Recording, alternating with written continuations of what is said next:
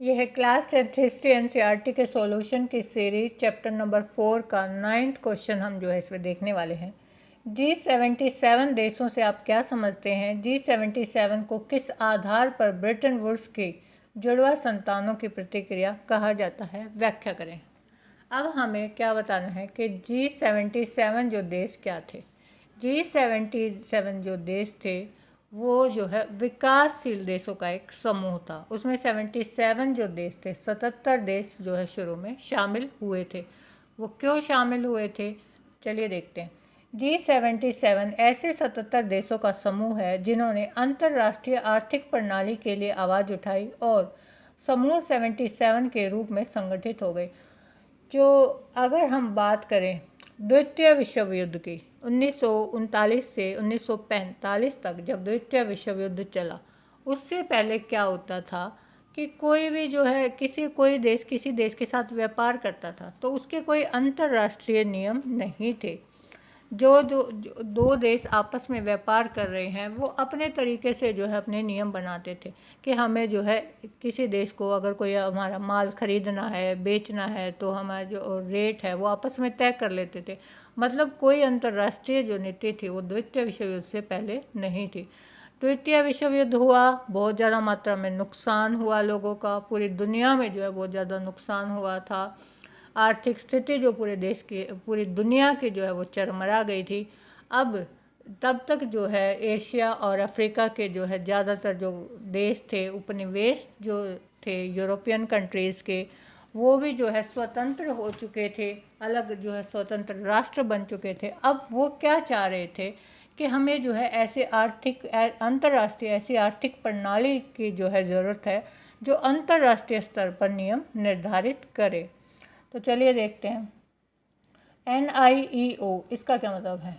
New international economic order, नई अंतर्राष्ट्रीय जो है और आर्थिक नीति से उनका आशय एक ऐसी व्यवस्था से था जिसमें उन्हें अपने संसाधनों पर सही मायनों में नियंत्रण मिल सके। अब जो विकासशील देश थे वो क्या चाह रहे थे कि हमें जो है एक ऐसी अंतर्राष्ट्रीय प्रणाली जो है स्थापित करनी है जिससे हम अपने देश के जो प्राकृतिक जो हमारे संसाधन हैं उनका हमारा नियंत्रण उनके ऊपर हो जाए। क्योंकि ज़्यादातर जो देश है वो स्वतंत्र तो हो गए थे, लेकिन जो उनके उपनिवेशिक जो शासक थे वो अभी भी उनके जो संसाधनों पर जो है कब्जा करके बैठे थे। कच्चे माल के सही दाम मिल सके और अपने तैयार मालों को विकसित देशों के व्यापार में बेचने के लिए बेहतर पहुंच मिल सके।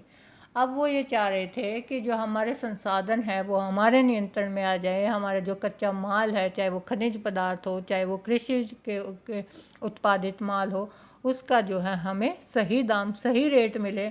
और जो हम माल जो उद्योगों में हम तैयार कर रहे हैं, अगर हमें उसे जो विकसित देश हैं, जो डेवलप्ड कंट्री हैं, चाहे वो यूरोपियन कंट्रीज़ हों, चाहे वो अमेरिकी जो देश हैं, अगर वहाँ हमें उनको बेचना है तो हमारी बेहतर पहुँच मिल वहाँ तक हो। जिस तरह यूरोप और जापान अपनी अर्थव्यवस्थाओं के पुनर्गठन के लिए IMF और वर्ल्ड बैंक पर निर्भर नहीं थे, उसी प्रकार 1950 के अंत तक ब्रिटेन वुड्स संस्थान विकासशील देशों पर भी आर्थिक ध्यान देने लगी। अब क्या हुआ था, जब ब्रिटेन वुड्स 1944 में जब ब्रिटेन वुड का जो है कि स्थापना जो समझौता हुआ था, वो क्या करता था, उसकी स्थापना तो हुई थी अंतर्राष्ट्रीय आर्थिक नीति का जो विकास करने के लिए, लेकिन वो अभी भी क्या कर रही थी, ज़्यादातर जो विकसित देश थे उन पर वो ज़्यादा ध्यान दे रहे थे। विकासशील देशों की तरफ जो है उनका ध्यान कम था। दुनिया में अल्प विकसित भाग उपनिवेशों के रूप में पश्चिमी साम्राज्यों के अधीन रहे थे। जो दुनिया के अल्प विकसित देश थे जिनका कम विकास हुआ था, अफ्रीका के बहुत सारे जो देश थे या फिर एशिया के जो देश थे, वो पश्चिमी साम्राज्य मतलब यूरोपियन कंट्रीज़, उनके वो अधीन रहे थे। लेकिन स्वतंत्र होने के बाद भी उन राष्ट्रों की अर्थव्यवस्थाओं पर भूतपूर्व औपनिवेशिक शक्तियों का ही नियंत्रण बना हुआ था। अब धीरे धीरे क्या हुआ कि जो उनके उपनिवेशिक शासक थे, इन कंट्री ने उनके खिलाफ विद्रोह किया, लड़ाइयाँ की। अब वो स्वतंत्र तो हो गए, लेकिन अब भी स्वतंत्र होने के बाद भी जो उपनिवेशिक शक्तियाँ थी, उन्होंने जो उनके संसाधनों पर अब भी जो है वो कब्जा कर रखा था। जैसे जो देश ब्रिटेन और फ्रांस के उपनिवेश रह चुके थे, वहाँ के महत्वपूर्ण संसाधनों जैसे खनिज संपदा और ज़मीन पर अभी भी ब्रिटिश और फ्रांसीसियों का नियंत्रण था। वे इस नियंत्रण को छोड़ने के लिए किसी भी कीमत पर तैयार नहीं थे। अब जो है भारत है, वो भारत ब्रिटेन का उपनिवेश था। फ्रांस, वियतनाम है वो फ्रांस का उपनिवेश था। अब भारत, वियतनाम, ये सारे जो देश है वो आज़ाद तो हो गए, लेकिन अभी भी जो है उन्होंने क्या कर रखा था, जो यहाँ के संसाधन हैं, यहाँ की जो अच्छी ज़मीन है, अच्छे उद्योग हैं, या फिर जो है खनिज संपदा, जो कच्चा माल जहाँ से निकलता है, वहाँ पर उन्होंने अभी भी जो है अपना कब्जा कर रखा था। और वे नहीं चाहते थे यहाँ से जो है छोड़ के जाना। बेशक से वो आज़ाद हो गए, लेकिन अभी भी वो क्या चाहते थे कि हम यहाँ पर अपना शिकंजा कसे रखें। कई बार अमेरिका जैसे अन्य शक्तिशाली देशों के बहुराष्ट्रीय कंपनियां भी विकासशील देशों के प्राकृतिक संसाधनों का बहुत कम कीमत पर दोहन करने लगती थी। जो अमेरिका है, वहाँ के जो देश हैं, वहाँ के जो कंपनियां हैं, वो भी क्या करती थी, जो डेवलपिंग कंट्री है, जो अब जो है स्वतंत्र हो गए हैं, अपना विकास कर रहे हैं, वहाँ पर वो क्या करती थी, वो कंपनियाँ आकर बहुत कम कीमत, बहुत कम दाम में जो है वहाँ के जो है प्राकृतिक संसाधन है, जो खनिज संपदा है, उनका वो दोहन कर रही थी, मतलब वो उनको यूज़ कर रही थी। इस बात को ध्यान में रखते हुए उन्होंने एक नई अंतर्राष्ट्रीय आर्थिक प्रणाली के लिए आवाज़ उठाई और G77 के रूप में संगठित हो गई।